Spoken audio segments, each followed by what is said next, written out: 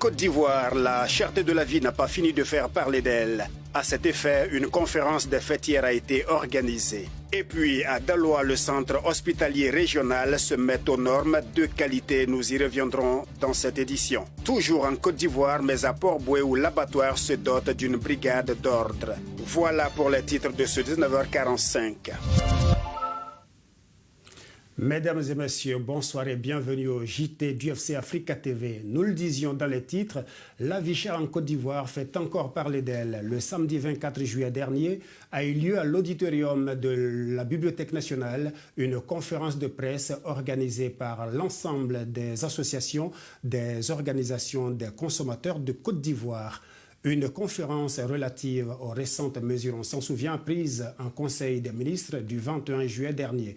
Denis Kouman, notre reporter, était sur place pour le compte de la rédaction. La cherté de la vie, avec son corollaire d'augmentation tout azimut de prix, a fait couler beaucoup d'encre et de salive la semaine dernière. Pour répondre aux préoccupations des populations, le gouvernement a pris en Conseil des ministres un certain nombre de mesures. C'est en réaction que les organisations de consommateurs ont animé une conférence de presse afin d'apporter leur point de vue. L'objectif essentiel de cette rencontre de ce matin, c'était d'exprimer à l'endroit de notre ministre de tutelle, le ministre Souleymane Diarra-Souba, notre reconnaissance et nos remerciements pour les 8 mesures qui ont été prises relativement à la cherté de la vie pour pouvoir soulager vraiment les consommateurs. Voyez-vous, les 8 mesures, à l'exception des autres décisions où on parle de l'installation des comités locaux de lutte contre la vie chère. Ça veut dire que dans nos régions, dans nos communes, dans nos villages, dans nos campements, tout le monde va y être représenté et tout le monde va être au même niveau d'information. D'abord montrer l'unité des associations de consommateurs, montrer que, contrairement à ce que les gens disent, les associations de consommateurs existent et les associations de consommateurs travaillent. La preuve, de façon, on va dire, minutieuse, nous avons réussi à faire adopter au gouvernement un certain nombre de mesures que nous sommes venus montrer aux consommateurs. Même si dans l'ensemble, les mesures sont jugées salutaires, les présidents des différentes fêtières souhaitent l'implication des organisations dans la mise en œuvre de ces mesures. Mieux, ils les exhortent à l'application des mesures prises. Il y a 8 mesures immédiates et puis il y a des mesures structurantes qui doivent venir.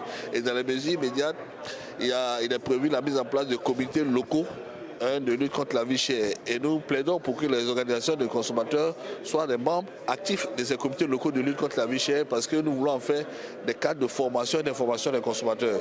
Pour que nous ayons des consommateurs avertis au sein de ces comités locaux de lutte contre la vie chère. Nous prenons beaucoup de mesures.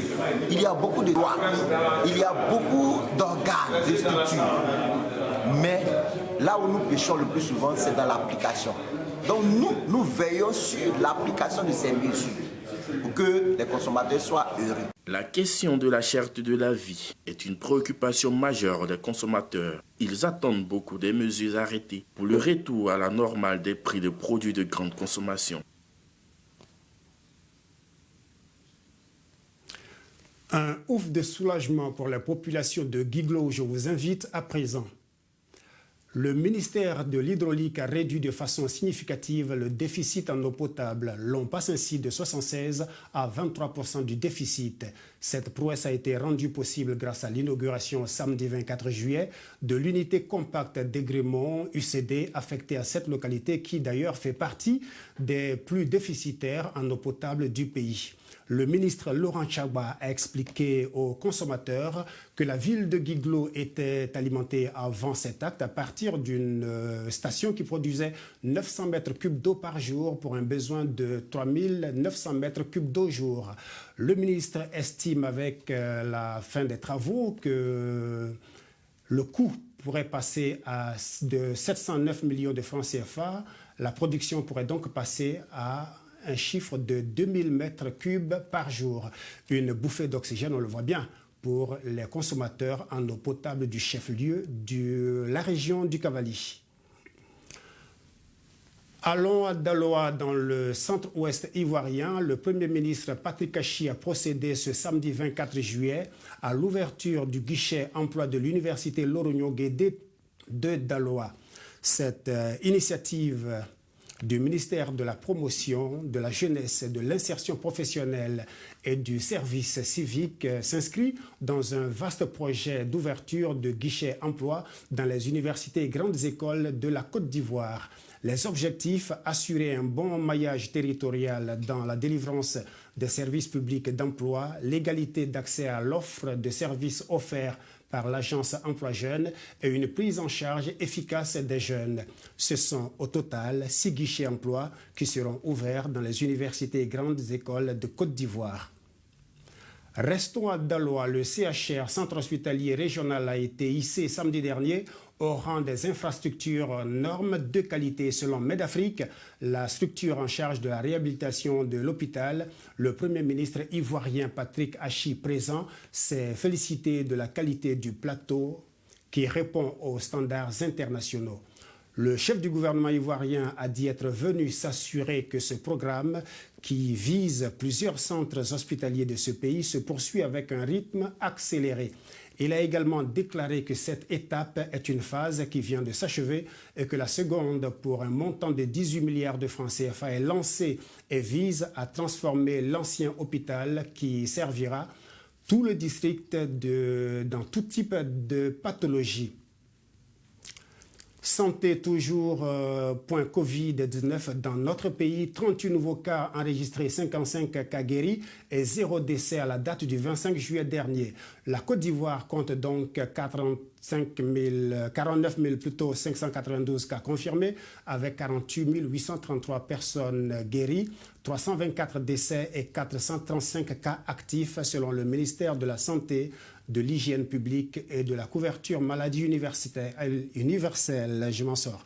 Ajoutons que le 24 juillet, 8 733 doses de victimes de vaccins plutôt, contre la Covid-19 ont été administrées, soit un total de 333 816 doses.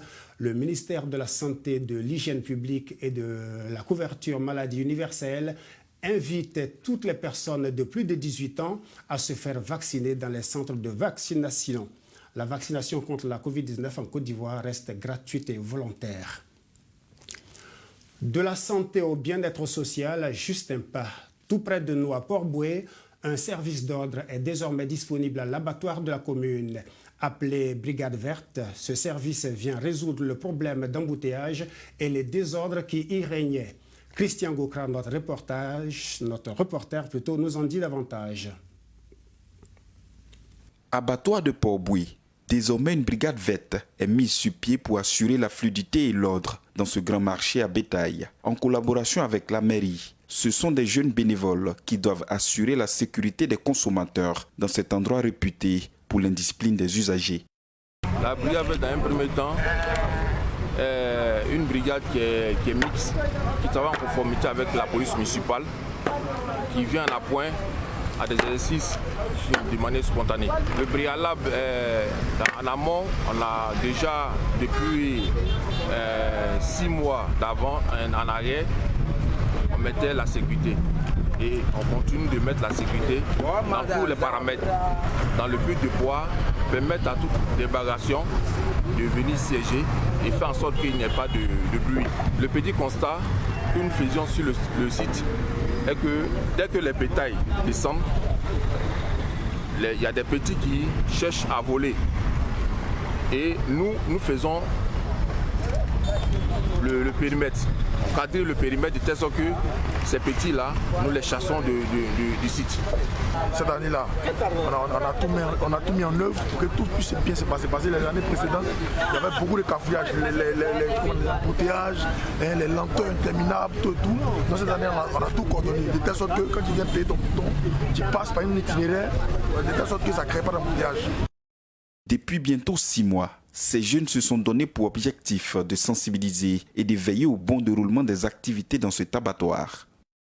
Aujourd'hui, l'appel que je veux lancer, je veux dire que dans le passé, ce qui s'est dit et ce qui a été dit par d'autres personnes, cette année, nous voulons relever un challenge.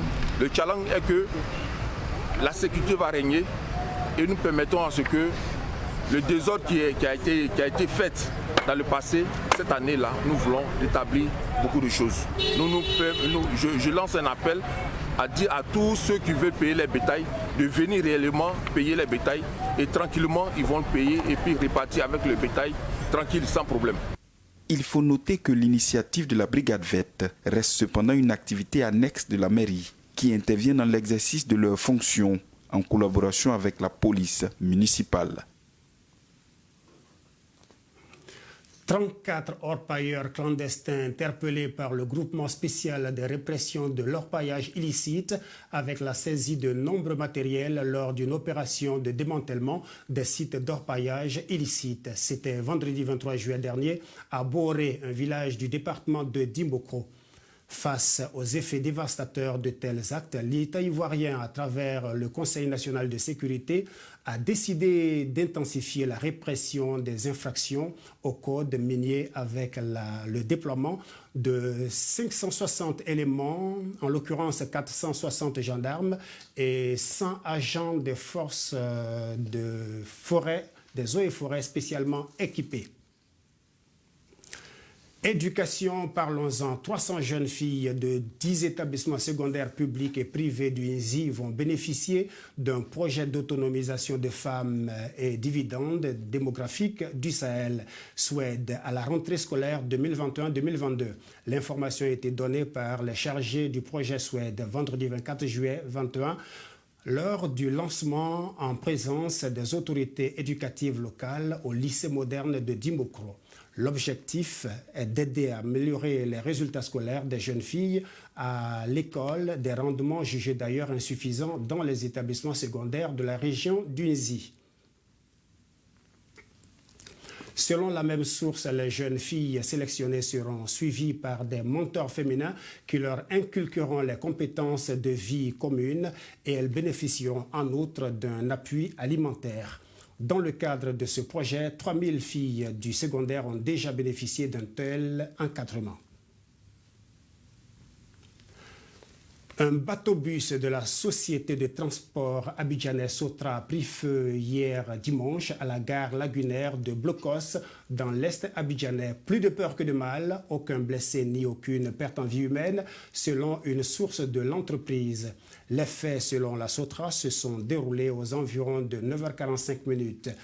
Les équipes techniques ont été mobilisées pour déterminer les causes de cet incident et la Société des transports publics rassure toutefois que le trafic lagunaire n'est aucunement perturbé par cet incident. On s'en souvient, un bateau de la Sotra avait pris feu en novembre 2017 alors qu'il venait de quitter la gare lagunaire d'Abobo-Doumé, un quartier de la commune d'Atekoubé dans l'ouest abidjanais, avec à son bord près de 100 personnes, mais aucune perte en vie humaine n'avait été enregistrée. Et c'est sur ces notes que s'achève notre édition préparée par l'ensemble de la rédaction d'UFC Africa TV. Merci d'avoir été des nôtres. Rendez-vous demain à 19h45 pour une autre édition. Bonsoir.